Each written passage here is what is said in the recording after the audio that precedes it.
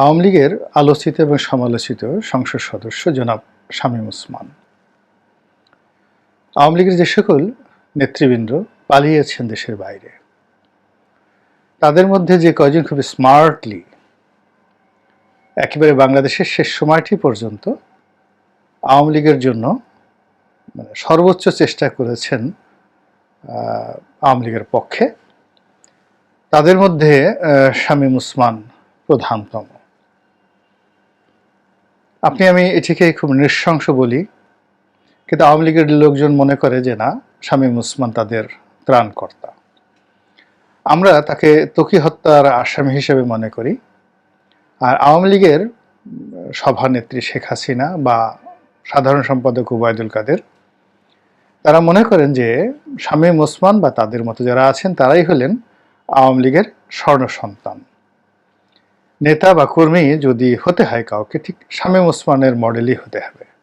এইরকম লম্বা, এরকম বিশাল দেহি, দুই হাতে টাকা উপার্জন করবে, দুই হাতে টাকা খরচ করবে, এবং প্রতিপক্ষ যারা আছে তাদের মনে ত্রাস সৃষ্টি করবে, প্রয়োজনে গুলি চালাবে, অস্ত্র চালাবে, বোমাবাজি করবে, আরো অনেক কিছু।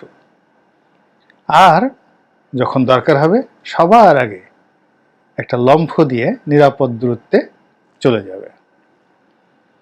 তো এরকম প্রতুত পূর্ণমতিত্ব সম্পন্ন সাহসের বাতিঘর জনাব শামীম ওসমানের মতো নেতা, এটা আমাদের দেশের প্রচলিত যে রাজনীতি, সেই রাজনীতির বলতে গেলে কিংবদন্তি রূপে পরিণত হয়ে গিয়েছে। রাজনীতিতে আসলে এমন লোকদেরকেই মানুষ চায়। অর্থাৎ বিরূপ সময় আপনি সরে থাকবেন, আপনার পশমটি কেউ স্পর্শ করতে পারবে না। দল যখন ক্ষমতায় থাকবে, আপনি বাড়ি করবেন, গাড়ি করবেন, টাকা করবেন, জমি করবেন, দেশে বিদেশে ফ্ল্যাট করবেন, এবং নিজে দলের এই বিপদের সময় দুবাইতে গিয়ে, সিঙ্গাপুরে গিয়ে, মালয়েশিয়াতে গিয়ে, আমেরিকাতে গিয়ে আচ্ছা মতো আপনি কেএফসি, পিৎজা হাট, বার্গার থেকে শুরু করে 5 তারা হোটেলের যত রকম খাবার রয়েছে, সেটা শ্যাম্পেন বলেন কিংবা ক্যাভিয়ার বলেন, সবগুলো আপনি খাবেন। আবার যখন সুসময় আসবে, সবার আগে প্লেনে করে এসে আপনার যে হারানো সাম্রাজ্য, সেটি মুহূর্তের মধ্যে আপনি দখল করে নেবেন। এই যে ধারা, এই ধারাটি আমরা অনেক দিন থেকেই দেখতে পাচ্ছি, এরশাদ জমানা থেকে। আপনি দেখেন তো, এরশাদ জমানাতে যারা দুই হাতে অবৈধ টাকা উপার্জন করেছিল, তারা কিংবা তাদের ছেলের সন্তানরা একজনও খারাপ আছে কিনা? এরশাদের সেই লোকগুলোই বিভিন্ন সময় জাতীয় পার্টিতে, আওয়ামী লীগে এবং বিএনপিতে পুনর্বাসিত হয়েছে, এবং তারাই এই দলগুলোর চালিকার শক্তি হিসেবে বিভিন্ন বুদ্ধি দিয়ে, পরামর্শ দিয়ে, তারপরে পেশাগত যে দক্ষতা রয়েছে সেটি দিয়ে, লজিস্টিক সাপোর্ট যেটিকে বলা হয় সেটি দিয়ে এই দুটো দলকে ক্ষমতায় রাখার জন্য, দুর্নীতি করার জন্য সর্বোচ্চ তারা চেষ্টা করেছে, তদবির করেছে। আবার যখন বিএনপি ক্ষমতায় এসেছে, বিএনপির জমানাতে যারা বিভিন্ন সময়টিতে যারা খুব দুর্বৃত্ত প্রকৃতির ছিল এবং প্রচণ্ড রকম দুর্নাম এবং বদনাম কামাই করেছে,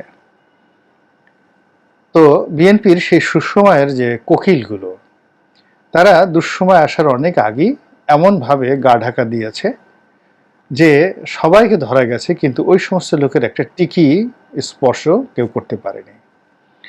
আবার পরবর্তীতে যখন সময় এসেছে, তারা কোত্থেকে যে টুস করে বা টুপ করে ঢুকে পড়েছে, এটি বিএনপির যারা ত্যাগী নেতাকর্মী তারা কিন্তু টের পাননি। একইভাবে আওয়ামী লীগের ক্ষেত্রে প্রযোজ্য। আওয়ামী লীগের অনেক লোককে 1/11-এর সময় কাঁদতে দেখেছি, তারপর 1/11-এর সময়টিতে বিশেষ করে তাদেরকে কাঁদতে দেখেছি। আবার 2001 সনেও অনেককে রাজনীতির প্রতি দেখেছি যে তারা বিরাগ হয়ে আত্মহত্যা পর্যন্ত করতে চেয়েছেন। কিন্তু এই লোকগুলো 2009 সনের ঠিক 2-3 মাসের মধ্যে কিভাবে যে এক একটা দানবে পরিণত হয়ে গেল চোখের সামনে, এটা বুঝে ওঠার আগেই আমার এমপিগিরি চলে গেল। আবার এখন আমি যতটা বুঝতে পারছি, কিন্তু এখন আবার তারা পালিয়ে গেল। এখন এই যে আবার তারা পালিয়ে গেল, এর মধ্যে আমি কার জন্য কি বলবো?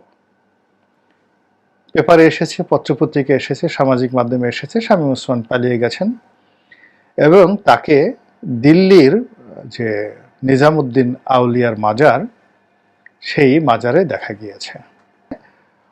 শামীম ওসমান সাহেব গিয়েছেন এবং শামীম ওসমানকে নিয়ে আমরা সেই যে পরস্পর বিরোধী কথাগুলো শুনি, তিনি 70 রাকাত নামাজ পড়েন, তাহাজ্জুদ নামাজ পড়েন, তিনি শেখ হাসিনাকে আল্লাহর ওলি বলেছেন এবং শেখ হাসিনা যে আল্লাহর ওলি এটা আবার তিনি টের পাচ্ছেন, তিনি ওলি না হলে সেটি টের পান না। তিনি হজ করতে যান, উমরা করতে যান, তার সঙ্গে সঙ্গে আবার সেই খুব অত্যাধুনিক স্নাইপার রাইফেল নিয়ে তিনি সরাসরি গুলি করেন সেই ছাত্র জনতার উপরে। এই যে 5 তারিখের যে অভ্যুত্থান, গণ অভ্যুত্থান, এখানে শেখ হাসিনার যে পতন, সেই পতনের আগে তার একটি ছবি, ভিডিও ফুটেজ রীতিমতো ভাইরাল হয়ে পড়েছে। সেখানে দেখা গিয়েছে যে তিনি এবং তার লোকজন খুব অত্যাধুনিক অস্ত্রসহ বেঘরে গুলি চালাচ্ছেন, পাগলের মতো তিনি গুলি চালাচ্ছেন। এবং যেটি জানাজানি হচ্ছে সেটি হলো নারায়ণগঞ্জে একটা খুব বিখ্যাত ক্লাব আছে, রাইফেলস ক্লাব। তো খুবই ঐতিহ্যবাহী পুরনো ক্লাব। ঢাকাতে যে শুটিং ক্লাব আছে এটার চেয়ে তো এই ওখানকার যে রাইফেলস ক্লাব এটি অনেক পুরনো। এমনকি নারায়ণগঞ্জ ক্লাবের যে ঐতিহ্য সেটিও ঢাকা ক্লাবের চেয়ে কোনো অংশে কম নয়। তো এই দুটো ক্লাব, রাইফেলস ক্লাব এবং নারায়ণগঞ্জ ক্লাব, এই দুটো ক্লাবই এই গত 15 বছর ধরে ওসমান পরিবার নিয়ন্ত্রণ করছে।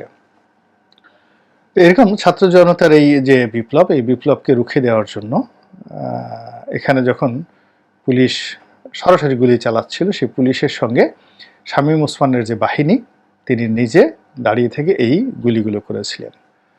অত বড় একটা লম্বা শরীর, তার হাতে আবার বের হওয়া আকৃতির বিশাল রাইফেল, এটা কি AK-47 নাকি অন্য কোনো স্নাইপার, এটি আমরা বলতে পারবো না, যারা অস্ত্র বিশেষজ্ঞ তারা বলতে পারবে। এবং তিনি যেভাবে ঘ্যাট করে গুলি করছিলেন, তাতে মনে হচ্ছিল যে তিনি খুবই সিদ্ধহস্ত, গুলি করা তার জন্য ডাল ভাতের বিষয়। একেবারে মিলিটারি যেভাবে গুলি করে ঠিক ওই দক্ষতা নিয়ে তিনি সেই গুলি করছিলেন। কিন্তু তার সেই গুলির ফলাফল ভালো হয়নি, তাকে পালাতে হয়েছে এবং তিনি পালিয়ে গিয়েছেন।